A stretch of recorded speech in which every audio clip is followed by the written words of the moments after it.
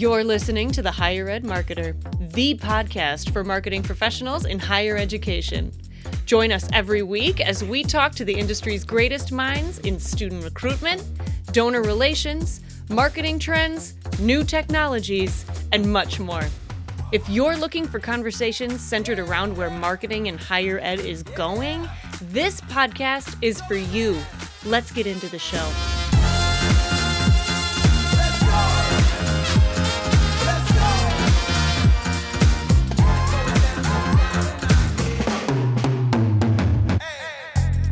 Welcome to the Higher Ed Marketer Podcast. My name is Troy Singer, and I'm here with my good friend and co-host Bart Kaler. This week's episode is a special one. We do dive deep into the subjects of life skills, AI, and innovation with none other than the president of High Point University, Dr. Nido Qubein. We were both looking forward to this conversation, Bart, and it did not disappoint. No, it didn't. Dr. Qubein, as being a podcaster himself and a motivational speaker, and I mean, he just ran with it from our very first question, and it's such a great conversation, and I'm so eager for everybody to listen to it. He just brings us so much wisdom and so much of his own life experience and the experience that he's had leading High Point for the last several years, and so just really like that. Another thing I'm really excited about, this is our first of several episodes that is sponsored by our friends at NextGrad. And I often really encourage my clients to take a look at NextGrad. And I just want to kind of tell you a little bit more about NextGrad. NextGrad, this episode is sponsored by NextGrad, North America's largest higher education advertising network. The NextGrad network generates millions of impressions every month in over 1,100 high schools in 82 media markets across the United States and Canada. What makes NextGrad unique is its network of digital kiosks located in high-traffic locations inside those high school buildings. So students view helpful education content and ads from colleges, universities, trade schools, military recruiters, and even public health advertisers. NextGrad literally helps high school students decide what's next. NextGrad network is disrupting the old-fashioned college bulletin board, and it's redefining how students learn about higher education. So if you're interested in reaching if you're interested in reaching high school students on their own turf, when and where they're making critical decisions about their educational future, then NextGrad is for you. To learn more, visit nextgrad.com, nextgrad.com, email info@nextgrad.com, or call them at 801-336-5220 and leave a message. That's 801-336-5220 or visit nextgrad.com. So NextGrad is the High School Opportunity Network. So again, really thankful for our friends at NextGrad for joining us in sponsoring the Higher Ed Marketer Podcast. And Troy, I think that's all I've got to say right now. Well, I love NextGrad, and it's very hard to walk by one of their screens without it catching your attention. Yeah, so you have to see it to believe it. Now, here is our very good and inspiring conversation with Dr. Nido Qubein. Dr. Qubein, if you would, to get our conversation started, if you could share something interesting that you've recently learned that our audience would find either valuable or maybe inspiring. Well, listen, I don't know how much time you have. I've got a pretty 12 of those, and I'll tell you why. Because I never go to sleep at night without answering this question: what did I learn today? I didn't know yesterday. Every day, what did I learn today? I didn't know yesterday. And I read a book a week, so I believe that school is never out for the pro. So I am a student. And every day I want to learn something that propels me forward. But let me give you, I think, a point that could be very useful here. I learned that the word value does not have as much impact as we all have historically thought. So we talk about this product having value, this institution having value, this individual having value. Everybody has value. Everybody. It could be good value, bad value, but everybody had value. The issue is not whether or not you render value. The issue is whether or not you render appreciated value. So let me illustrate. One of my friends is Steve Reineman. He used to be chairman and CEO of PepsiCo. And if Steve had sent me a truckload of Pepsi products, you would agree that that has value. How do we know that? There's a big market share that people buy Pepsi products. It's in demand. We know it has value, but I don't like Pepsi products. If I do drink, I'm at the moment drinking a Chick-fil-A. The owners of Chick-fil-A, good friends of mine, so here's a commercial for Chick-fil-A. I love those guys. I'm drinking a diet lemonade from Chick-fil-A. That would be my favorite over, let's say, a soda. But if I were going to drink a soda, I'll drink a Diet Coke. So now we agree that if Steve said to me, you can't sell those goods and you can't give them away, I have no appreciated value for that. Let me illustrate even a little better than that. If you, Troy or Bart, if you were to win 2 first-class tickets to take you to Hawaii, first-class tickets to Hawaii, and you have a complete gift of 2 weeks on the finest cruise ship you ever imagined, in the finest Imperial crew suite that they have, it's free. You can't sell it, you can't give it away, you can't put it on eBay. You got to use it. Okay. That has value. We know that has value. The question is, if you're afraid of flying and you get motion sickness when you get on that boat, you have no appreciated value. So what I've learned is that we must make the distinction between value and appreciated value. And every one of us has 4 things in our life that we focus on: our fears, our needs, our goals, our aspirations. If I can deal with one of those, or hopefully more than one of those, you'll get appreciated value. So here's the law that I follow. It's called the law of identification. When something becomes personal, then it becomes appreciated value. So I'll give an example. You know, at this moment, as we chat with each other, you're not thinking about your dentist, right? You're not thinking about your dentist. But if you have a toothache, going to see a dentist, hopefully this afternoon, will become very personal to you. Yeah. So that's what we attempted to do at Hypo University. Create appreciated value. Make an educational journey personal to every student and every parent. Love that. Wonderful. Thank you for that. That's one of the more inspiring intro answers that we've had, and it perfectly leads into our first topic with you of curriculum innovation and life skills development. Dr. Qubein, you've led High Point University through some incredible transformations, and would love to know if you can share some of the specific curriculum initiatives designed to blend technical skills along with essential life skills for your students. Yes, well, I'll be happy to. You know, I just came from I just led a faculty meeting, all of our faculty, and there's a committee called APERC, which has to do with curriculum, and we were talking about a number of things, curricular-wise. Let me just say this to you. The reason students come to High Point University, the four elements to that reason. Number one, our values. Values. We're a God, family, country school. So every value we have is correlated and connected to our belief in God Almighty and to our love of family and to our patriotism towards our country. Now, we're an inclusive, diverse campus, clearly. We love everyone, appreciate everyone, we're civil with each other, but these are our values, and people are connected to those values. And the more our country goes in a different direction, the more they want those values. So that's number one. Number two, we are a life skills university. What that really means is, if you want to be an engineer, you have to learn engineering. Clearly, we know that. You have to get the absolute fundamentals of engineering. And so our faculty are stellar faculty, very important. They have to teach you how to be an engineer.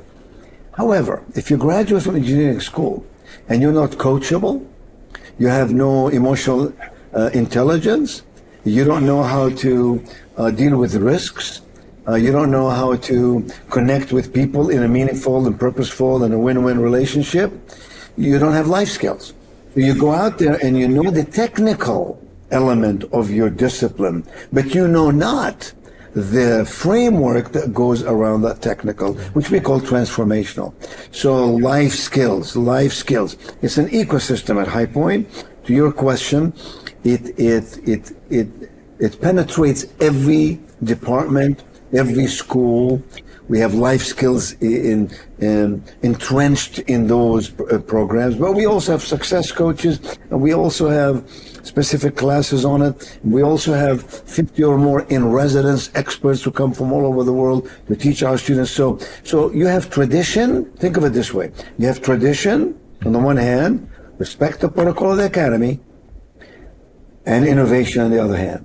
And those two, one with the other, is a winning combination. So number one, values. Number two, life skills. Number three, outcomes. 99% of our students graduate after they graduate within 6 months, they find a job, start a business, go to graduate school. National average is 84%. So outcomes. Parents want outcome. And the last one is responsiveness.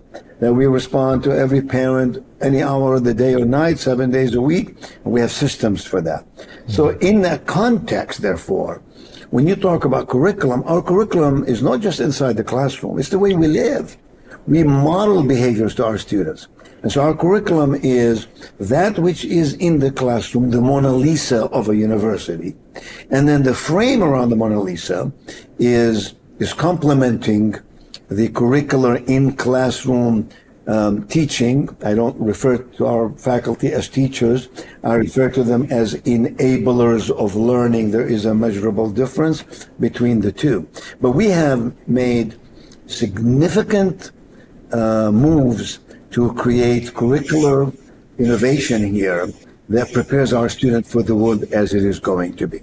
And it has to do everything with, for example, undergraduate. I mean, there are a million things we do, but it's 100 things we do. One of them is undergraduate research, for example, that a freshman can do undergraduate research. They come here in the summer, if they're selected, all expenses paid, and do research. That's unusual for freshmen. It's usually a graduate kind of a thing.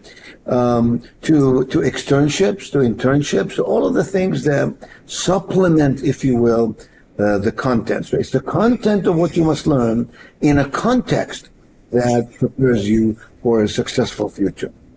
Let me just kind of tease that out a little bit, because I'm curious. I was at a conference this week, and I had an opportunity to listen to a professor at Miami University talking about the idea. She wrote a book called Gentelligence, which is the idea of generations, expect one thing from another person.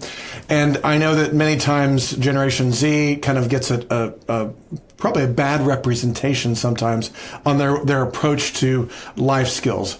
Are there any challenges, or what would you say to that when you talk about students that are coming in today, the way that they are prepared to receive these instructions in life skills and the way that your curriculum is designed? How do you kind of approach that and get them excited about that? Well, Bart, here's what I believe. I believe that young people are like airplanes. You only hear about the ones that crash. That's true. I believe in the fiber and fabric of the humanness and the personhood that God created. I think these individuals have capacity and capability and interest if you place them in a place that is invigorating and inspiring. Now, for example, I teach all the freshmen here. I have a class Thursday morning. I teach 1,650 people in my class, one session in my class. It's about an hour, 15 minutes. You get 1 hour credit. It was the most favorite class at Hype University. You know why? No exams, only writing paper at the end. Sort of like graduate school a little bit. So in that class, I enable my students to learn about fundamentals that they need in life. For example, your behaviors lead to your beliefs lead to your behaviors lead to results. So if you don't like the results that you have in life, you must change your beliefs, not your behaviors. Behaviors are just a byproduct. Right. And what I'm trying to say to you is I teach many concepts that prepares that student to be accepting of the notion that you must have life skills, expertise as well, regardless how they come to us, regardless what upbringing they had, regardless what limitations either imposed upon them or self-imposed. It doesn't matter. So I don't get up in the morning saying, well, the world is doing this with young people. Gosh, how do we fit in that? No. I say, we have them now. We have the challenge of inspiring them. First of all, informing them, involving them, inspiring them, inspecting what they're doing, increasing their capacity. And that's the business we're in. Because, the old days when you go in a classroom and just give a lecture and you hope that something is going to happen, those days are gone forever. Yeah. These kids are so exposed to so much. If social media and technology has done anything, is expose these young people to anything and everything all over the world. And therefore, we have to be with it. We have to know what we're doing. But also, we have to be inspiring. You can't give a lecture and expect kids to pay attention. All of us have ADD. Heck, I have ADD, man. What are you talking about? It's got to be inspiring, interesting. Otherwise, we turn it off. We go to something else. Most people have 500 stations on the television screen. Yeah. I don't watch television maybe 10 minutes a night, but I find that mind-boggling. That tells me you don't have something else more important to do, Right. I don't think that's an issue. I think you see that more in the workforce. Than in the collegiate experience. So, for example, when we have young people here entering our workforce, all about this, life-work balance. Usually they only talk about life balance. There's no such thing as work balance. Nobody, I teach the simple principle. It's called and then some. So, and then some means do all that is asked of you and then some. That little and then some. Don't leave in the afternoon your desk until you do one more thing, just one more thing. Gentlemen, I learned the English language 10 words a day, and I would every single day learn those 10 words, carry the card in my pocket, and repeat till I got it. Sometimes I mispronounced the words, people made fun of it, but eventually I taught myself how to speak in a fluid, and flowing manner. And went on to become one of America's most in-demand professional speakers and consultants. And even though I wasn't born in this country, even though I came here at age 17, even though I came here with $35, it was stacked up against me. There's a book called Agency. Let's see, the author of the book is a gentleman I just met, Ian, I-A-M, Rowe, R-O-W-E. And in the book, he basically says, all of us can achieve our goals. Don't make any excuses anymore. Where you grew up, what your familiar situation is, what your background is. That doesn't mean those are illegitimate things to say. It just means they'll hold you back. So you have to break out of that somehow, some way to go to the top. I did that. My dad died when I was 6. My mother had 4th grade education. She sent me to America on a one-way ticket. I was lonely. I was broke. I was sad, I didn't have a place to go, et cetera, but in the end I built 6 businesses. And I came back to my undergraduate institution to become its president, thinking I'll be here two years, just to kind of build the place and fix it. It was really a tiny little school, and here I am 20 years later. I fell in love with the staff, with the students, and the faculty. I've had 450 college presidents come to visit me. And the question is always the same, how do you do it? I said, do what? So, how do you build this place? You put $3 billion in this school. You built 108 buildings. You went from 90 acres to 600. You went from 1,400 students to 6,400. You went from 100 faculty to 500 plus. How do you do it? It never occurred to me. When God breathed in our nostrils and gave us life, God intended for us to be extraordinary. Which means when you get up in the morning, you say, let me see what the day bringeth. This is the day the Lord hath made. Let me go and use it to my fullest potential. And look, 2 words, faith and courage. Put them together. Faithful courage. Faithful courage. One without the other is not enough. Faithful courage. God is not a busboy. You got to do the work, right? You put the wisdom and grace and strength. And so I told my faculty today, I said, I love you all. I love you all. Why? Because we've been able to do what we've been able to do because you're cooperative and because you have a cohesive system and because you believe in intentional congruence. We're doing things that mesh together for the betterment of these students. So, I can go on and on, guys. You better stop me. When the Spirit leads, look out and shut the door. Indeed. This is good stuff. Second offering, we'll take a third offering. Your on and on is so inspiring. So I don't want to stop you, but there are a couple of topics that we would love to get your opinion on, additional topics. One is integrating AI in higher education. So, Doctor, as we know, AI is transforming higher education landscape. And would like to know how you envision institutions using AI to enhance both the learning experience but also operational efficiency on campus? Yeah, it's a good question. None of us has the perfect answer for it because we're all traveling down that path and we're all trying to understand and comprehend how it applies to us in a practical manner. Let me just say this to you. Steve Wozniak is one of my very good friends. He's the co-founder of Apple Computer. Here's what Steve says. He says, we call him Woz. Here's what Woz says. He's by the way, he's one of our in-residence people. Comes every semester, works with our students, as does the co-founder of Netflix, as does the chair of AT&T and Domino's and so on. And Woz says, you can have all the AI you want, all the artificial intelligence you want. Here's what you'll never have. You'll never have artificial wisdom. So AI is never going to replace our wisdom, our God-given, humanly enhanced and focused upon wisdom. But having said that, it's a reality we have to deal with on a college campus. So what have we done? We have brought experts here to speak to our faculty, to explain to them the implications of AI, the good, the bad, and the indifferent. And we've done studies about it. We have read books about it. We've sent people to symposia and seminars to study about it. None of us really knows the extent of the value, appreciate value or not, or damage it might create. There are some ways where it will create some damage on a college campus, not the least of which are people violating the integrity and the honor code of thou shalt not copy somebody else's work. So we've done some of that. This morning they were talking about our QEP, Quality Enhancement Plan, and the AI is one of the four quadrants of that we're going to intensely study that and make it a focus for all that we do. But I have to admit, we're in the embryonic stage of that. We have not really discovered and uncovered all the implications of AI. We know it's coming in bigger ways. Now, administratively, our information technology people, our finance people are looking at it from a different perspective, right? What is it that we can use in that regard, systemically and otherwise, to make this campus more efficient and therefore higher productivity? Therefore, it might save money or it might allow us to do more things with less people and so on. But ultimately, we're in the people business.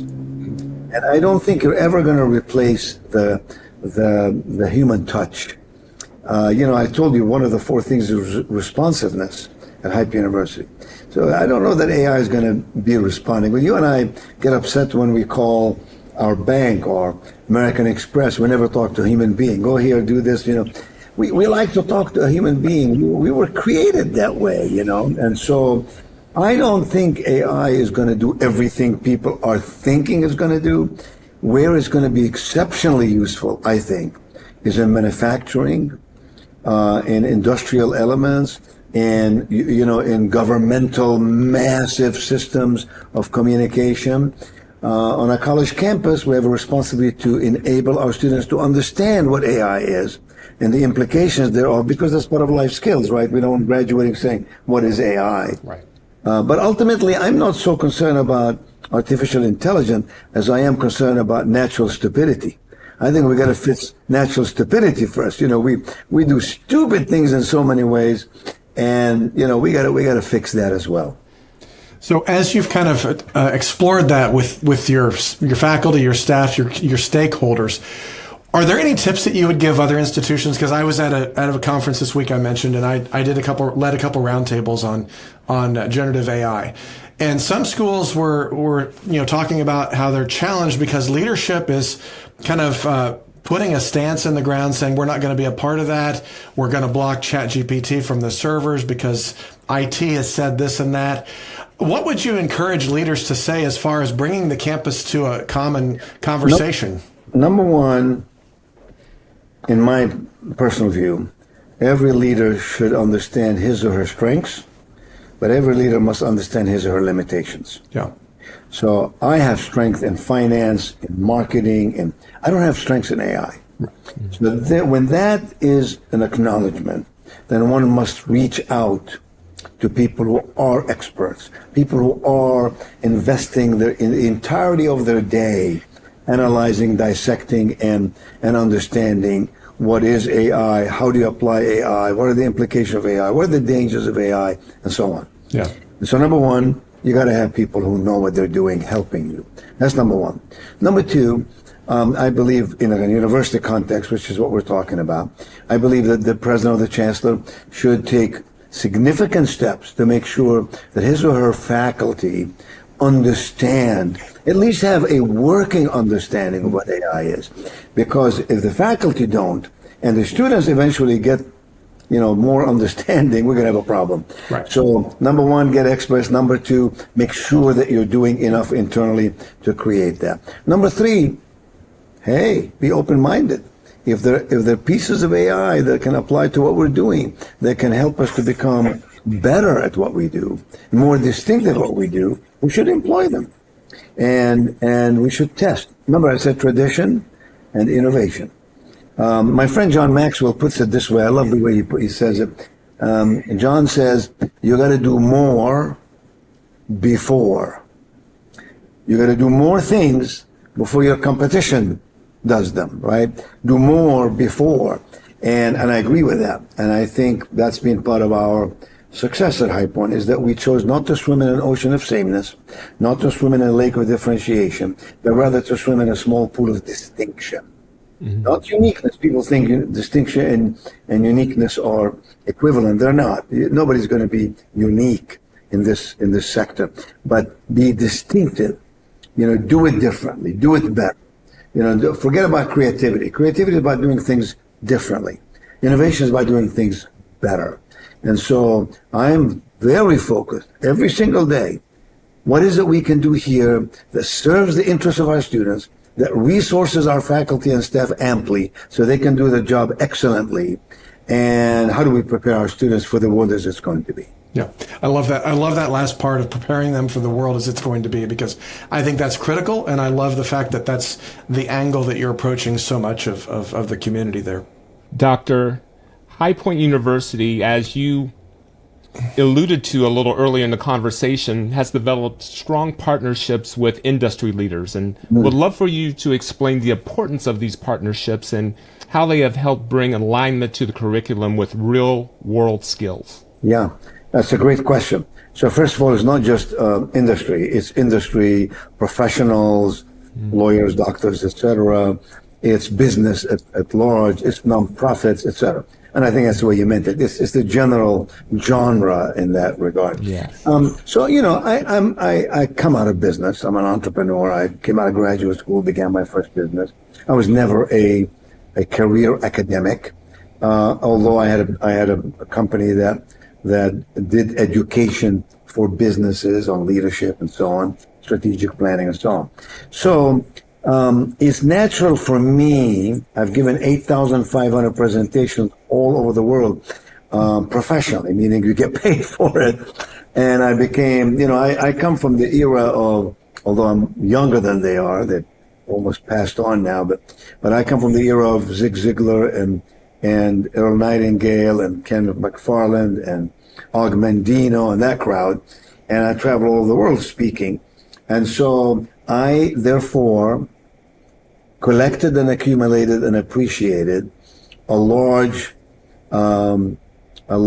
contact list of, if you will, a large, part of me wants to say Rolodex, a large network is a better word for it, a large network of really CEOs and chairs of major companies who are my friends. And so when I came here, my friends, because I've been on the platforms with them, I worked with their companies, etc.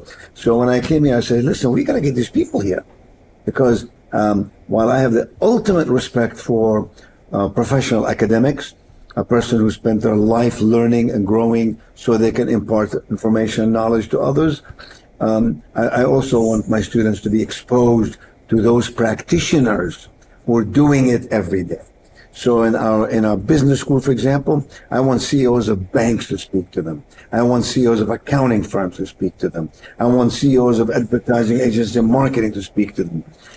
In our engineering school, I want people who founded engineering companies to speak to them, and so on. You get the point. Mm-hmm. So I was able to get a few And like anything else, you start with a few, and then you use that few to say to the others, hey, so-and-so, Condoleezza Rice, hey, Colin Powell has been here. Will you come? And it grows.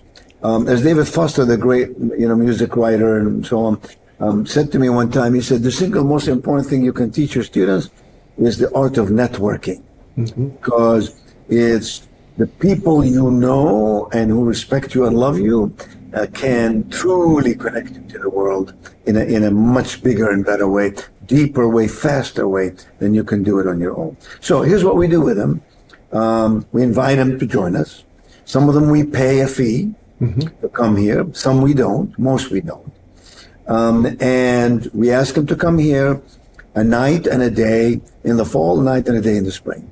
And then I have a full-time person here who's in charge of coordinating all these visits so that when the person comes here, that person is with them from beginning to end. When they're here, they speak to classrooms. We host lunches and dinners with students, small groups, a dozen, so they can really interact. We record them sometimes. I have a PBS show called Side by Side with Nido Qubein. It airs in the Southeast. And you're welcome to go to PBS NC and look for Side by Side Nido Qubein. You'll see all my interviews with some fascinating people.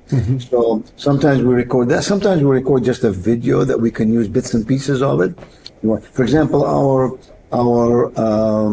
freshman video, like when people come here for an open house discovery day, we play this 14-minute video. It begins in this way. About 15 famous people just saying, hello, I use John Maxwell to say, hello, I'm John Maxwell. Welcome to High Point University. Hello, I'm Steve Wozniak. I am the entrepreneur in residence at High Point University. Welcome to High Point University. So in the first 60 seconds, I have you baffled. My goodness, all these people? And so therefore, our open houses right now are running about 1,500 people. And that's so great. We have one tomorrow, 1,500 people. We get 23,000 applications for a class of 1,500. So we have never missed growth in enrollment the last 20 years, never. Not during the Great Recession, not during COVID. There are 36 private universities in North Carolina. With those 36, this year, 29 of them missed enrollment. They had less enrollment than the year prior. We, of course, grew again, and so we employ real-life applications as we respect the traditional protocol of an academic institution. I don't know if I answered your question in total. And I just have a follow-up on that, because I think you did a great job answering that, because I think that part of that, what you're doing in business is the innovation of the distinctiveness, bringing those things in and partnering with those. One question I have for you, because I know a lot of presidents listen to this, a lot of marketing and enrollment leaders also listen to C-suite, and many of them are probably thinking, how can I encourage my president to take those distinctive risks, to kind of think outside of the box? How can I support them in that? What would be some advice that you would give from where you sit to be able to say, hey, this is how my team supports me, or if I were you, this is how I would support your leadership to do these innovative, distinctive things? Bart, that's a tough question. I'll try to do my best answering it, but that's an insightful but very, very real question you just asked. The reason, if you can call it success, the reason we've been, blessed at High Point University is because I understood the mechanisms and the principles that lead to a successful organization. I understood it not just theoretically, I understood it practically. And I understood that if you have a clear vision and a solid strategy, and you employ practical systems, and you execute consistently, your likelihood of success just elevates measurably. So, you cannot teach what you do not understand. You cannot take a risk in a vacuum where you do not know what you would do if the worst thing were to happen. You cannot lead others to a place that you really have never been. You don't know the pathway to it. I think that's part of the challenge of some presidents. Not all, but some presidents. I am not making the case that that a business person will make a better president, by the way. When I came to High Point, a number of colleges said, oh, so that's the secret. They hired business people and they failed. Right? So you have to have the right combination, right balance, right jigsaw pieces all put together to make it work. But I think to your question, the president is concerned about board of trustees. The president is concerned about faculty satisfaction. The president is concerned about enrollment and retention. The president is concerned about accreditation. The president is concerned about financial and fiscal matters. And not to mention, if you got a big athletics program, all that. So I haven't had problems with any of those things. I've had a very smooth ride with faculty and staff and alumni and board and all that. But I think what I do is that I explain things clearly and precisely. I don't speak in jumbo mumbo. And then I always partner that with, here's how we'd mitigate any risk inherent in that move. So a lot of people go to the president and says, I think we should do this, this, and this, and this. But they don't show the president how we would mitigate the risk should they occur. So if you go out there and say, well, Mr. President, let's do what High Point did. Let's get 2 million, whatever it is, not names, and let's send them, not one brochure, let's send them 15 brochures, in this cycle. And by the way, let's start when they're in the 9th grade. And then let's have all these events on campus, and let's knock their socks off when they come to campus. You gentlemen have not seen our campus. It is a beautiful place. I guarantee you've never seen a place more beautiful than this place. You've seen beautiful places in their own way, yes, but this place just shines. And so you can't just tell somebody, hey, Mr. President, let's go do this. Unless you show this, your leader, your president, what would happen if we do this? What would happen if we don't do this? What would happen if we do this and it didn't work? So that's it. Risk management is the single most important skill any leader can learn. Because if you know how to manage risk, you'll be able to take a risk. Responsible risk, of course. And if you don't know how to manage risk, you'll never take a risk. And if you don't take a risk, you won't do anything. So I think it is a question of education. It's a question of alignment with the thinking of that president. It's a question of understanding the market. You can't just close one eye and pick something out of the sky. You really have to understand higher education today, which is very complex. We're a mid-major, right? We have 6,400 students. So a school with 1,000 students might approach it very differently. And I had 1,400 students here when I arrived here, and $120 million in deferred maintenance. And so the way I did it, early on, I went to the bond market and borrowed a lot of money. First thing I had to do was fix this place. I said, I can't sell it. It's not a product I can sell. So these kids make an opinion about a school the first 30 seconds they're on campus. And if you think it's not an emotional buy, you're missing the whole point about human behavior.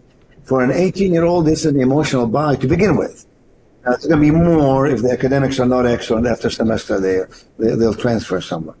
And so I think what they have to do, first, understand what you're talking about. Second, understand how your president thinks and what he's afraid of, what his aspirations are, what her goals are, what her needs are.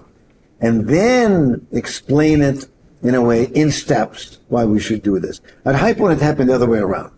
Right? I came in and turned everything upside down and said, we're going to be a colorful, exciting, high-energy school. And I just know from the multitude of audiences I've had in my life, people are going to respond to that. And sold it to the board and told them how we would mitigate risk. So we've never made one decision. Gentlemen, we started 11 academic schools like dental medicine and law and pharmacy and engineering. This is serious business, as you know. And we don't borrow any money. That money that I borrowed originally for fix up the place, we haven't borrowed any money. Every building we build, $100 million building, all with cash flow. Cash flow. No construction loan, no line of credit. Think about what I just said. So you have to run a very successful institution. I don't know which comes first, chicken or the egg.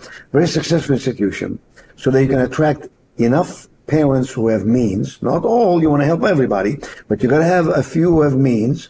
And then you have to make the case why they should invest in your school, as at the same time you build academic excellence and all matters that go with it. I don't know if that helps you at all. That's perfect. Love that answer. I think that's a lot of really good encouraging words, I think, for both presidents and folks that are going to be implementing a lot of the vision. The word encouragement is a beautiful word. I love your use of that word. So I want to encourage everybody watching us. All things are possible. Mm-hmm. There's no such thing as unrealistic dreams. There are only unrealistic timelines. The circumstances in which you find yourself today do not determine where you end up. They only tell us where you start. I believe that you can fulfill the American dream. Why? Because I define it as the achievement of your own goals. I don't define it by the big house on the hill or the Cadillac in the driveway. Otherwise, how do you explain to a third grade teacher who went to school 4, 5, 6 years, and he or she wants to teach third grade, and they know they're going to be overworked and underpaid? You're going to tell them they have not achieved the American dream? Who has the right to prejudge in that manner? I certainly don't. So this is the language with which I speak every day. If you saw me speak to the faculty right now, 45 minutes of, yes, we can. We're going the right places. Let me demonstrate for you. Let me show what other schools are doing. Let me tell you about the enrollment over here. That's the way I talk. I don't talk apologetically. I talk confidently. You know where confidence comes from, right? Confidence comes from competence. Mm-hmm. Where does competence come from? It comes from knowledge, experience, and skills. And what does confidence lead to? It leads to commitment. Commitment. And until we have commitment, we won't execute. Mm-hmm. So what we need is to get commitment. When I have faculty saying, I got a note from a faculty member a few minutes ago, I'm sure I have many more emails now, saying, Mr. President, every time I hear you, I feel like I can climb the highest mountain. I love telling us about your trajectory, where you're taking us in the future. And that's what you want, because that gives you the gumption to try more things. But look, here's the worst thing we can do. People are watching us today. The worst thing we can do. So take status quo, accept it as is, ignore the patterns, trends, and events surrounding us, and say, no, we're fine just the way we are. No, it's okay. It's okay. And then a tornado and a volcano come at the same time, and then you're scared and you react in ways that are not fully good for the institution. That's excellent. I love that answer. Troy? I think that's a wonderful way for us to end our conversation with you. Again, we've been speaking to Dr. Nido Qubein. He is the president of High Point University. Dr. Qubein, thank you very much for a very knowledgeable and inspiring conversation. Thank you, gentlemen. It's my pleasure being with you, and God bless us all. Thank you. Thank you. Bart, do you have any final thoughts that you would like to offer? Really, I think that what I would encourage someone to do is go back and listen again. Take some notes. I think there were some really inspiring and encouraging words. I think that there's also really a lot of what Dr. Qubein said there at the very end about what confidence is. That's something that I think that you could write that down, put that as a post-it note on the top of your monitor, and really strive for that. Even if you're depending on who you are, you might be a director, you might be someone who's doing some marketing execution, you might be another president, you might be a CMO. Whatever that is, I think it's your responsibility to take responsibility for your own skill set, for your own knowledge, for your own learning, and continue to do that. And that's one of the reasons why we do this podcast, is to provide you that opportunity to hear from others and to learn from others. So again, Dr. Qubein, thank you so much for speaking today. If somebody wanted to reach out and learn more about High Point or have a question, what's the best way they might be able to follow up? The three ways. One is High Point, HIGHPOINT.